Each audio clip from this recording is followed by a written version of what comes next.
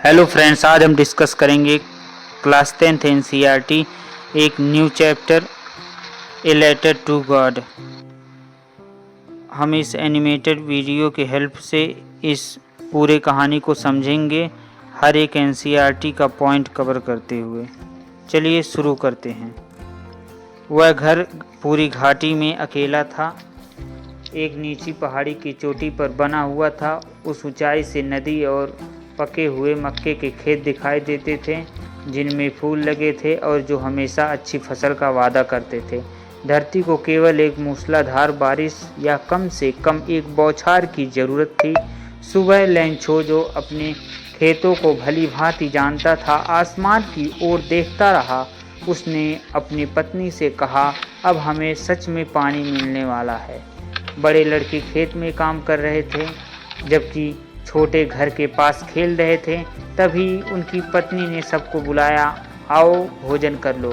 भोजन के दौरान, जैसा लेंचो ने भविष्यवाणी की थी, बारिश की बड़ी बड़ी बूंदें गिरने लगी। उत्तर पूर्व दिशा से बड़े बड़े बादल आते दिखाई दिए। हवा ताज़ा और सुगंधित हो गई। लेंचो संतुष्ट होकर अपनी फसल को देख रहा था, जो बारिश की परत से ढकी हुई थी। यह बारिश उसके लिए भगवान की आशीर्वाद जैसी थी। संतुष्टि के भाव से उसने अपने खेतों को देखा, जो बारिश की परत से लिपटी हुई थी। लेकिन अचानक तेज हवा चलने लगी और बारिश के साथ बड़े बड़े ओले गिरने लगे। बारिश लगातार तेज होती रही। ओलों ने थोड़ी ही देर सारी फसल को नष्ट कर दी। बारिश और भी तेज हो गई, इतना तेज कि खेतों में पानी भर गया और हवा भी पहले से तेज हो गई, जिससे फसल जमीन से लिपट गया। पेड़ों पर एक भी पत्ता नहीं बचा। मक्का पूरी तरीके से नष्ट हो गया।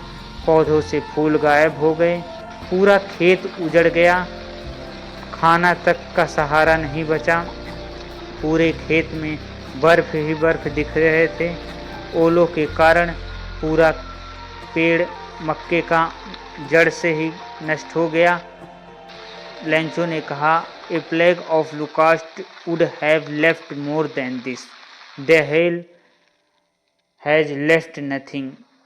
इसका मतलब है, अगर टिड्डियों का झुंड भी आता तो शायद इससे ज़्यादा छोड़ जाता, लेकिन ओलों ने कुछ भी नहीं छोड़ा। लेंचो फिर यह कहकर दुखी हो गया। वह रात बेहद दुख भरी थी। लेंचो ने कहा, हमारी सारी मेहनत बेकार हो गई। लेकिन उसे उस अकेले घर के लोगों के दिल में बस एक ही आशा थी, भगवान से मदद। लेंचो को पूरा भरोसा था कि भगवान मदद करेंगे। अगले रविवार उसने भगवान को एक पत्र लिखा। उसमें लिखा कि भगवान, अगर आप मेरी मदद नहीं करेंगे तो मेरा परिवार और मैं इस साल भूखे मर जाएंगे। मुझे अपने खेत में दोबारा बुआई करने और नई फसल आने तक जीवित रहने के लिए 100 पैसों चाहिए। लेंचो ने बड़ी उम्मीद से यह पत्र लिखा।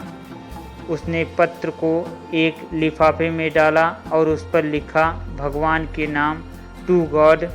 फिर वह पोस्ट ऑफिस गया और डाकिया जोर से हंसा उस पत्र को देखने के बाद, और उसने पत्र पोस्टमास्टर को दे दिया। पोस्टमास्टर के देने के बाद पोस्टमास्टर भी हंसा, लेकिन तुरंत गंभीर हो गया और बोला, क्या आस्था है, काश मेरे पास भी इतनी आस्था होती भगवान के प्रति। लेंचो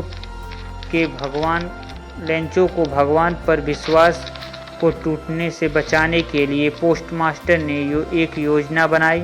उस पत्र का उत्तर देना चाहा। उसने अपने कर्मचारियों से पैसा इकट्ठा किए, सारी अपनी सैलरी से भी कुछ दिया और कुछ दोस्तों से भी सहायता ली। 100 पैसों पूरी नहीं हो पाए, केवल लगभग 70 पैसों ही इकट्ठा हुए। उसने पैसे एक लिफाफे में रखे और उस पर लिखा, गॉड। अगले रविवार सुबह भगवान पर भरोसा रखते हुए लेंचो हमेशा से पहले पोस्ट ऑफिस गया और अपना पत्र मांगा। पोस्टमैन ने स्वयं लेंचो को लिफाफा दिया। पोस्टमास्टर अपने ऑफिस से संतोष की नज़र से यह दृश्य देखता रहा।